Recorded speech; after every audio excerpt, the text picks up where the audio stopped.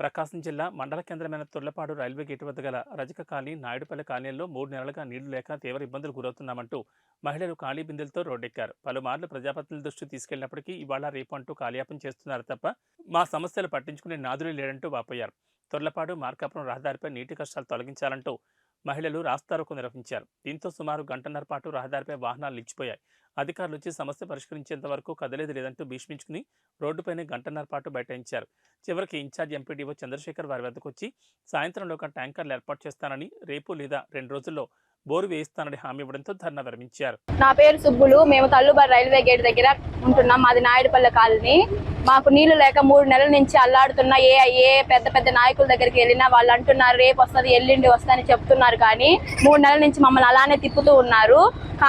తిప్పడం వల్ల అయినా మాకేం పరిష్కారం లేదు. మేమేమో ఊళ్ళో నుంచి నీళ్లు తెచ్చుకోవాలంటే చాలా కష్టంగా ఉంది.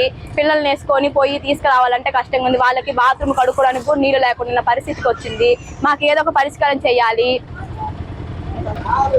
మాకు నీళ్ళ కష్టాలు ఎక్కువ అవుతున్నాయి. రోజు రోజుకి ఎంత అడిగినా నీళ్లు, మేము నాయకుల దగ్గరికి వెళ్ళినా రేపు వస్తాయి, ఈ రోజు వస్తాయని చెప్తున్నారు. కానీ మమ్మల్ని వచ్చి చూసి ఇది సంగతి అని తెలుసుకున్న వాళ్ళు ట్యాంకులు తోలమన్నా తోలట్లేదు. మాకు బోర్డులు వేస్తామంటున్నారు కానీ బోర్డులు వేయట్లేదు. మాకు సంబంధం లేదని మాట్లాడతారు. కొంతమంది నాయకుల దగ్గర పోతే ఇప్పుడు కాదు రేపు రాండి, ఎల్లుండి రాండి అని తిప్పుతూనే ఉన్నారు.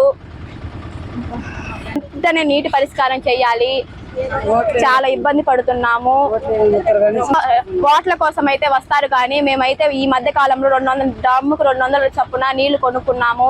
ఇంత కష్టపడుతున్నా కానీ మా బాధను తెలుసుకొని ఒక్కళ్ళు కూడా మాకు ముందు వచ్చి మీకు మేమున్నామమ్మా అని చెప్పే వాళ్ళు లేరు. కాబట్టి మాకు ఖచ్చితంగా నీళ్లు కావాలి.